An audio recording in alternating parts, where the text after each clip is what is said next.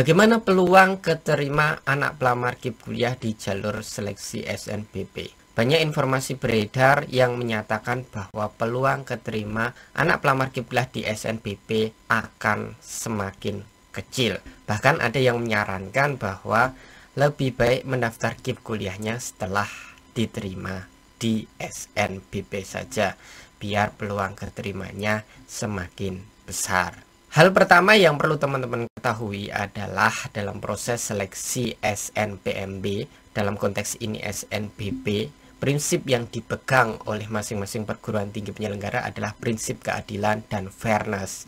Jadi tidak boleh ada diskriminasi pembedaan antara pelamar KIP kuliah dan pelamar reguler.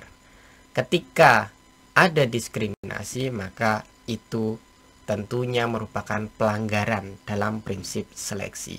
Jadi teman-teman tidak perlu khawatir, peluangnya sama antara pelamar KIP kuliah dan pelamar reguler.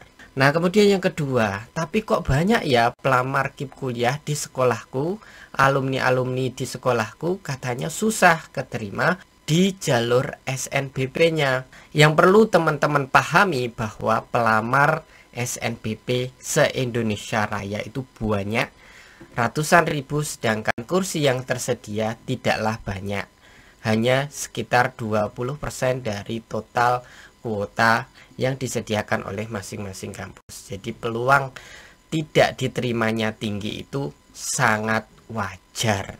Di samping teman-teman pelamar KIP kuliah yang tidak diterima, juga ratusan ribu diantaranya adalah pelamar reguler.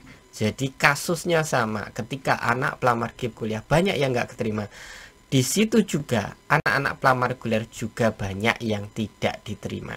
Jadi konteksnya bukan hanya untuk KIP kuliah, tapi untuk yang bukan pelamar KIP kuliah juga sama. Kemudian yang ketiga yang perlu teman-teman ketahui juga, mendaftarlah KIP kuliah di SNBP dengan alur yang benar. Jadi biar nanti ketika kalian keterima di SNBP, di situ ditandai bahwa kalian pelamar KIP kuliah. Kalau ditandai kampusnya tahu kamu pelamar KIP kuliah, maka tahap selanjutnya kamu akan mengikuti seleksi lanjutan KIP kuliah di kampus masing-masing. Sedangkan ketika kamu mendaftarnya setelah keterima di SNBP, tidak ada jaminan kamu dapat kuota KIP kuliah. Kuota KIP kuliah diperuntukkan lebih dahulu ke teman-teman yang mendaftar dengan alur yang benar. Sementara teman-teman yang tidak mendaftar dengan alur yang benar, maka diminta bayar UKT dulu karena dianggap pelamar reguler. Dan kalau memang ada kuota sisa dari SNBT, jadi SNBT ya nunggu teman-teman yang mendaftar KIP kuliah dengan alur yang benar dulu diterima dari SNBT. Baru ketika ada sisa kuota, nah teman-teman yang tidak mendaftar dengan alur yang benar baru ditawari, baru berkesempatan untuk dapat kuota.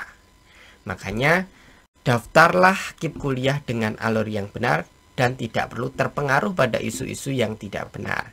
Peluang kalian keterima di SNBP maupun SNBT sama besarnya. Nah, tugas kalian bagaimana mempelajari, bagaimana tahu strategi agar lebih mudah keterima di SNBP.